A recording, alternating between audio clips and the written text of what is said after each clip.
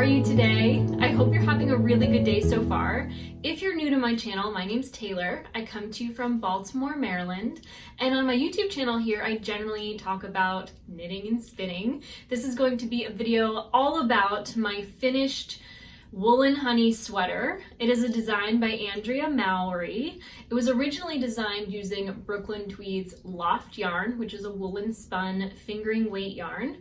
And this is a pattern that is published in both English and Japanese. And so I wanted to go into detail with you. I have the pattern details pulled up here just to reference, but it does require about 1,390 yards up to as much as 2,280 yards. The garter stitch design to this pattern really can eat up a lot of yarn because you're not just knitting a basic stockinette stitch. The garter stitch is a little bit kind of bulkier in its design. Like you're kind of knitting a more dense fabric than in stockinette. So it does take up a fair bit of yardage. And I wanted to go into detail with you about all of the modifications that I made to this pattern. It is not many, but they are modifications that do significantly alter the fit of this garment, and I wanted to talk about that with you.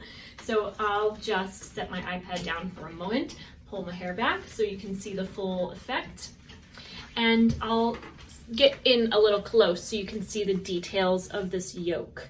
I am somewhat of an experienced knitter, but I did get hung up on not making mistakes. However, I know there are people out there who knit this sweater for as their very first sweater. And so I just want to send a message out there that even though I personally find some patterns more challenging than others, everyone is different.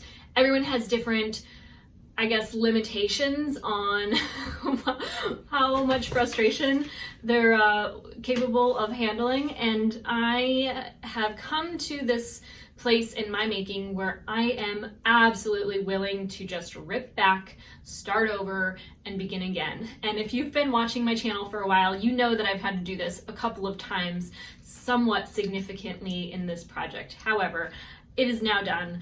I am in love, and I want to talk about the details of it with you. I don't want to kick my kitty cat off my lap, but what I did want to show you, I needed to stand up for.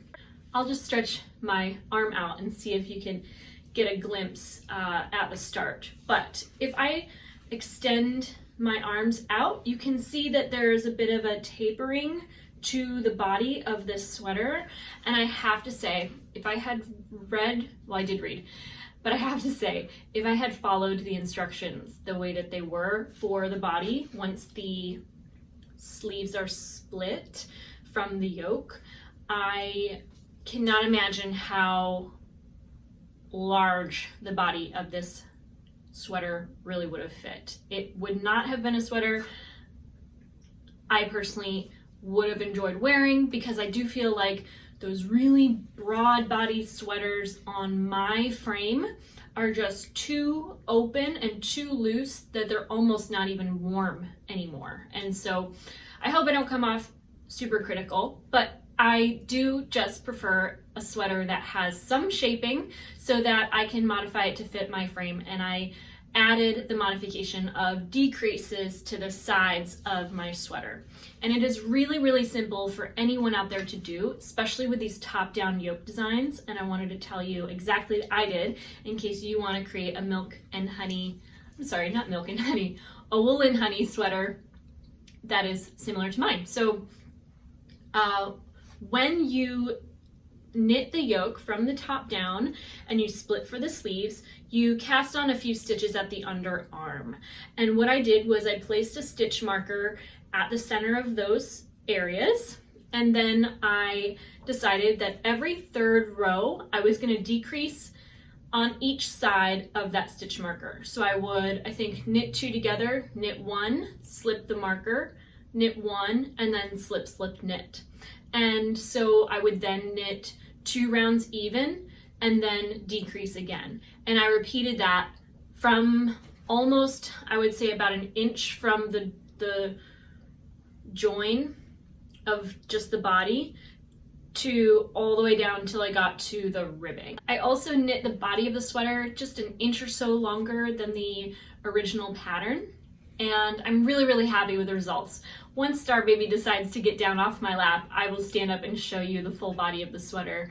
But I want to move on to the sleeves. I did follow the instructions for the sleeves almost exactly. However, I did add an inch or two before starting the ribbing. So I just wanted to make my finished sweater a full length sleeve sweater. And I hadn't realized at the time how the written instructions modified in that way would actually turn out. And I have a little bit of a regret here, and I'm going to explain what I mean by that.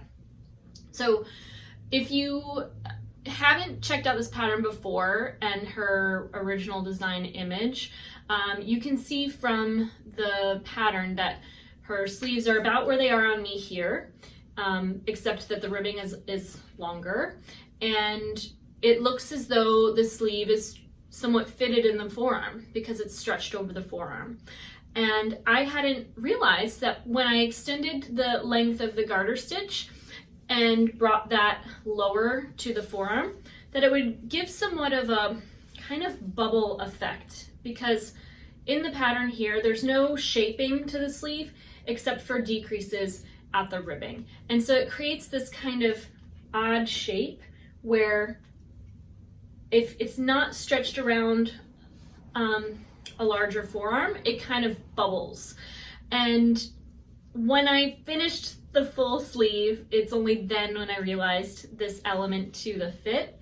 So I just decided I would fold over the extra long ribbing and wear it that way. So I thought I was making a full length sleeve, and the only way I really like the way it looks is by wearing it similarly to the way it is designed. I'm not mad because it is very aesthetically pleasing. I am very happy with the end results of my sweater making. However, I really just prefer full length sweaters. That's how I wear them most of the time. But it is nice to have on a nice warm cozy garment and not have to push my sleeves up to wash my hands all the time, because I feel like, aren't we all washing our hands more than we used to? I'm not unhappy. I'm just regretting having not decided to add just a few decreases along the forearm and maybe just a 3 or 4 inch ribbing with those decreases added maybe from the elbow down instead of just one row full of decreases all at the same time. That's how I like to make my sweaters in general, with decreases along the forearm, and I just wish I had listened to my inner voice when I got to that part of the instructions. I also, though, like to test out new things, and so I just went with what the instructions said to do, and that's what we have now. So I'll stand up and show you the full fit. As you can see, when I extend my arms out, there's a bit of a tapered shape. It also brings the sweater in kind of at the back so that when I'm here, it fits not unlike it did in the photos, but it just has less of a gape. If those side decreases, which I'm not sure you can really see, you can probably tell right there, that's where the decreases are added. But if they weren't there, I would guess that the back of the sweater would fit something more like this. And I can just feel way too much of a draft up the back of my body with a sweater with that much room in it. And so even with these big boxy designs, I feel like they can benefit from decreasing at the side if your proportions are such that you have extra room at the waist than you might need. I almost forgot to tell you, I knit this sweater using Green Mountain Spinnery's Lana yarn. It is a 2-ply fingering weight woolen prepared but worsted spun yarn. It means that the fibers are nice and lofty and kind of carded into all directions, but they're spun with just a little bit of extra twist, which makes the yarn have a little bit more structure and a little more resilient to wear. This is the second sweater I've knit with this base of yarn, and I absolutely love it. I found that the first time I knit with this yarn, I was making a sweater for Brian, my spouse, and it did split sometimes. Sometimes I would knit through the stitch and only catch one of the two plies, and that seemed to happen frequently in that project. However, I noticed it didn't happen hardly at all while knitting the sweater, so I don't know if that was just because of the color difference and maybe the fibers that were blended for one shade differed somehow, or maybe it was the needle size or the tension I was using, but I had almost no issue with this sweater with any splitting of the yarn. I love Green Mountain Spinnery's yarns, especially their 2-ply fingering weight Lana yarn. I feel like it's probably my absolute favorite yarn. I don't know that I would knit it for something like socks because it is a 2-ply, and I do prefer more than 2 plies for something that gets so much friction, but the general friction of just the arm up against the body, it doesn't seem to felt all that much. I would say Brian's sweater has gotten a ton of wear. It almost has barely pilled, and if it has pilled, it's very easy to remove, so it's not a fragile yarn by any means. I know that Brooklyn Tweed's Loft yarn can be somewhat fragile, especially with seaming. This pattern doesn't involve seaming, but I know some people have issue with seaming sweaters with that yarn because it doesn't have the same structure that Green Mountain Spinnery's Lana yarn does. And so I just wanted to share that all with you in case you're interested to know some of the elements of this yarn's construction. I'll put the name of the color on the screen here. I can't think of it off the top of my head, but if you're interested in purchasing the exact same yarn that I used for this project, you'll know what it is. I am currently working on my own hand-spun sweater. This is a design by Isabel Kramer. I'm sure I'll have a podcast episode up soon. I also host on my channel here a Thread to Mend series of videos where we sit down in a longer format and I share with you all the things that I am making in real time. So if you're interested in checking out my future projects, do please subscribe to my channel. You can hit the bell for notifications that you'll be notified when new content is uploaded. And if you want to reach out to me on social media, you can find me as Taylor E. Owen on both Ravelry and Instagram. I'm also on Twitter, but not super active. I just like to read things on occasion when I see them posted. But I want to thank you so much for watching this video. If you haven't already, do please give it a thumbs up. It helps me so much in growing my channel here on YouTube. And again, thank you so much for watching. I hope you have a wonderful day and that you take care.